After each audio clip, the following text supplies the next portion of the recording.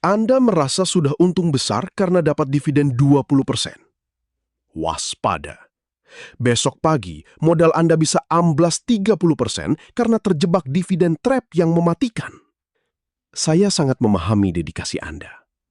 Saya tahu rasanya harus bekerja lembur sampai larut malam, mengorbankan waktu istirahat, dan menekan ego konsumtif hanya demi mengumpulkan modal untuk masa depan.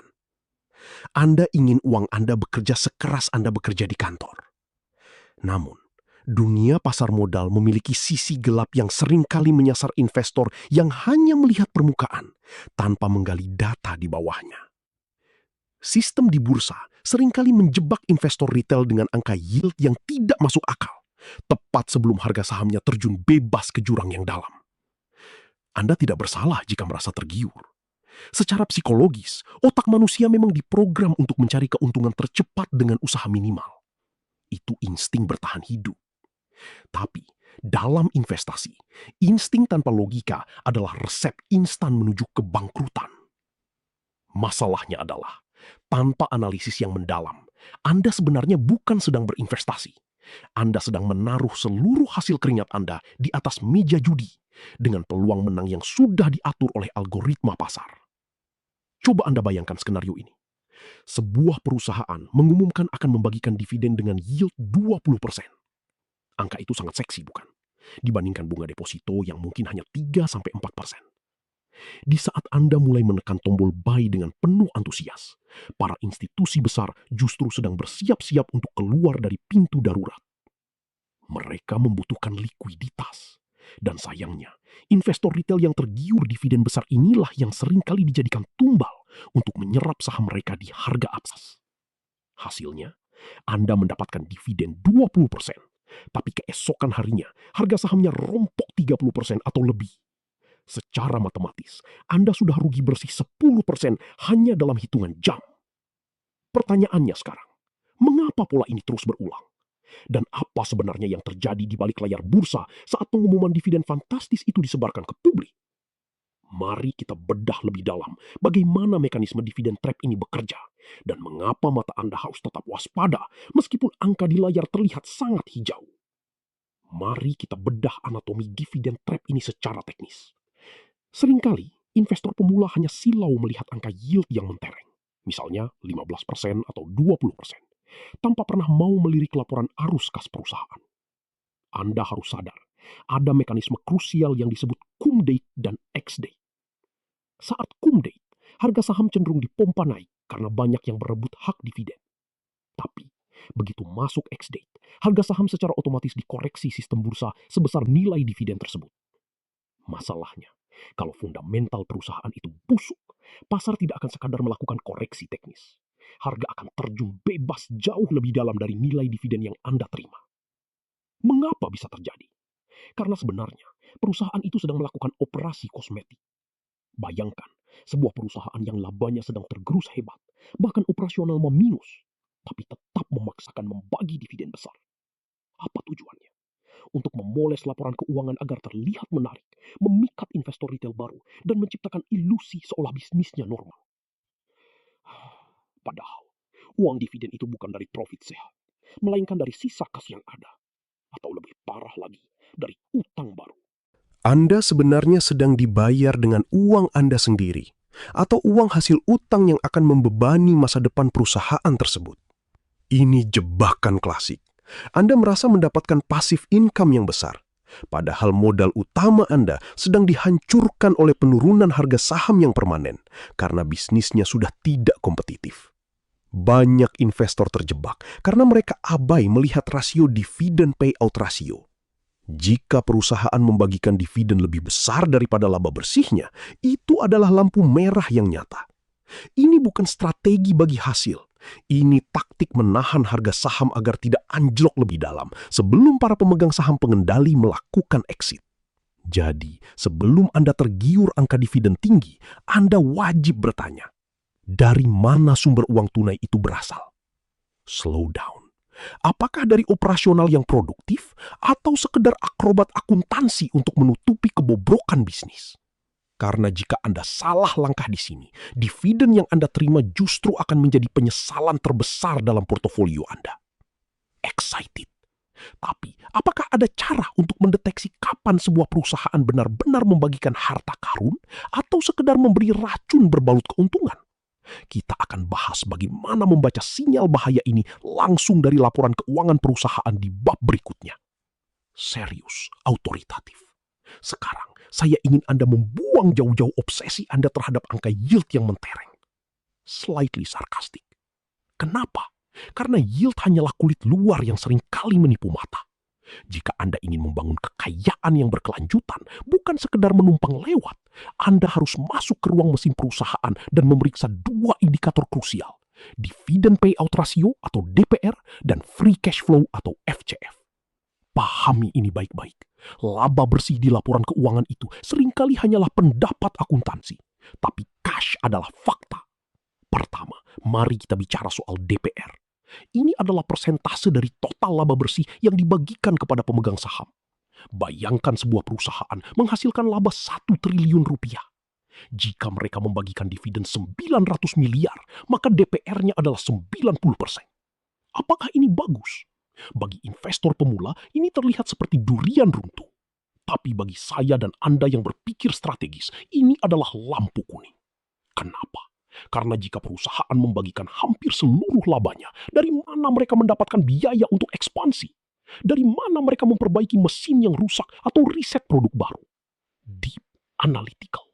Perusahaan dengan DPR di atas 80%, bahkan 100%, biasanya sedang berada dalam fase stagnan. Atau yang lebih buruk, mereka sedang berusaha menjaga harga saham agar tidak anjlok dengan cara menguras isi dompet perusahaan. Idealnya, kita mencari perusahaan yang membagikan 30% sampai 60% labanya. Mereka memberi Anda uang tunai, tapi tetap menyimpan peluru untuk tumbuh lebih besar di masa depan. Namun, DPR saja tidak cukup. Anda harus melihat Free Cash Flow atau FCF. Ini adalah uang tunai murni yang tersisa setelah perusahaan membayar semua biaya operasional dan belanja modal atau CAPEX. Ada banyak perusahaan di bursa yang mencatatkan laba bersih triliunan rupiah. Tapi uangnya tidak ada di bank. Uangnya masih tertahan di piutang pelanggan yang belum bayar atau terjebak dalam tumpukan inventaris di gudang. Masalahnya, dividen itu dibayar pakai uang tunai, bukan pakai angka di atas kertas. Jika sebuah perusahaan membagikan dividen yang lebih besar dari free cash flow mereka, pertanyaannya adalah dari mana uang itu berasal? Seringkali jawabannya mengerikan. Mereka berhutang untuk membayar dividen. Ini adalah tanda kiamat finansial bagi sebuah portofolio. Anda diberikan uang hari ini, tapi perusahaan tersebut sedang menggali lubang kuburnya sendiri untuk masa depan. Perusahaan yang benar-benar mesin uang adalah mereka yang memiliki surplus FCF yang melimpah, sehingga dividen yang Anda terima benar-benar berasal dari sisa kemakmuran, bukan dari pinjaman bank. Jadi, paradigma Anda harus bergeser sekarang juga. Jangan lagi bertanya, berapa persen yieldnya? Tapi bertanyalah, apakah dividen ini didukung oleh kas yang nyata? Karena jika Anda hanya mengejar angka persentase tanpa melihat kesehatan arus kasnya, Anda sebenarnya tidak sedang berinvestasi. Anda sedang berjudi dengan bom waktu. Lalu, bagaimana jika sebuah perusahaan memiliki kas yang melimpah dan DPR yang sehat, tapi tiba-tiba harga sahamnya anjlok tepat setelah dividen dibagikan? Inilah fenomena yang paling ditakuti dan sering membuat investor retail panik hingga melakukan cut loss di saat yang salah. Sekarang, mari kita bicara strategi. Saya tidak ingin Anda hanya sekedar tahu teorinya.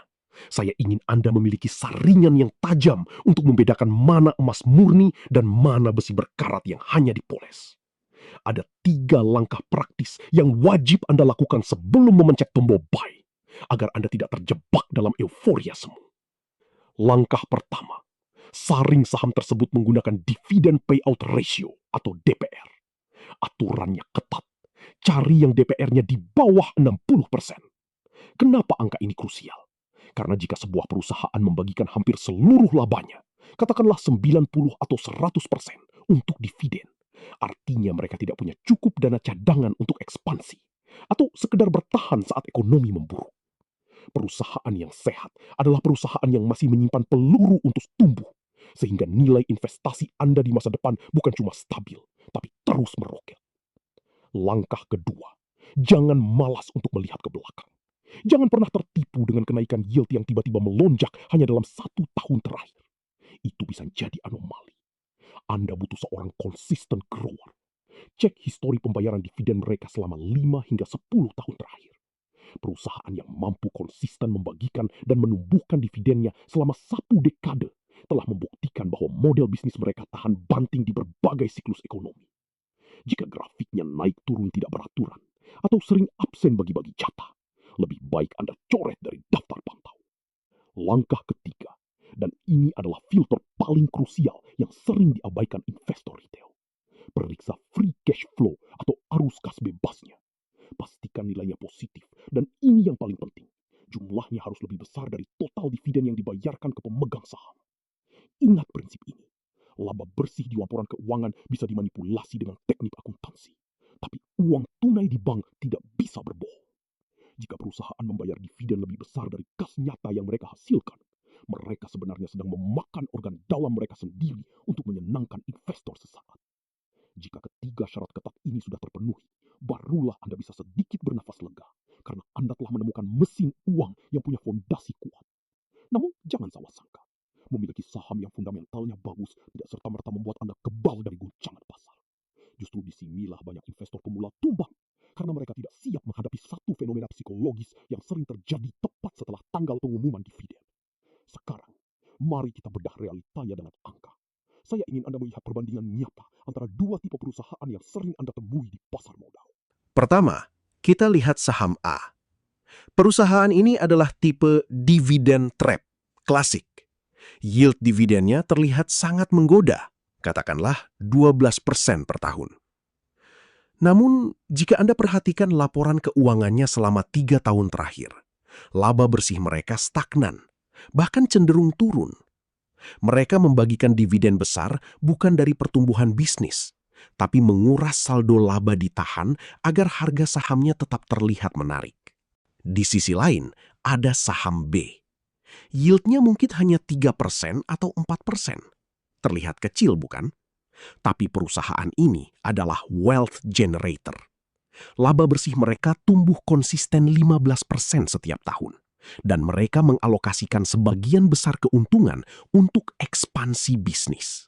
Bayangkan jika Anda menanamkan modal sebesar 100 juta.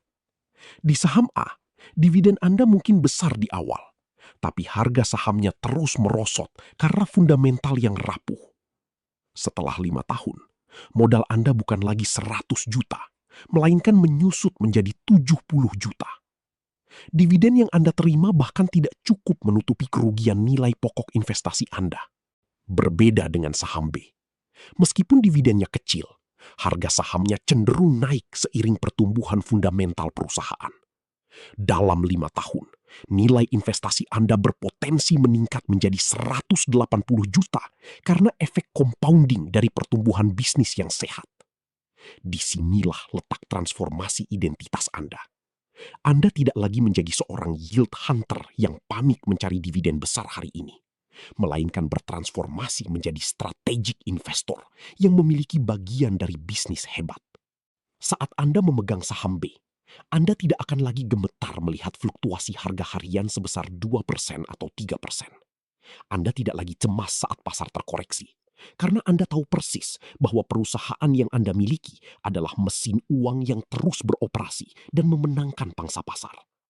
Anda tidak lagi fokus pada berapa banyak uang yang bisa Anda tarik hari ini, tapi berapa banyak nilai yang akan terakumulasi di masa depan. Namun, mengubah pola pikir dari seorang spekulan menjadi investor strategis bukanlah perkara mudah. Ada satu musuh terbesar yang seringkali membuat investor dengan fundamental terbaik sekalipun gagal di tengah jalan, terutama ketika pasar mulai tidak rasional. Anda harus memahami fenomena psikologis yang terjadi, tepat saat harga saham tersebut mengalami uji ketahanan di lapangan. Berpindah dari seorang pekerja yang lelah menjadi pemilik kekaisaran finansial, itu bukan soal seberapa keras Anda banting tulang di kantor, melainkan seberapa cerdas modal Anda bekerja, bahkan saat Anda sedang tertidur. Jika saat ini Anda merasa terjebak dalam siklus burnout, sadarilah, Itu adalah sinyal keras bahwa sistem Anda saat ini hanya mengandalkan tenaga fisik, bukan aset.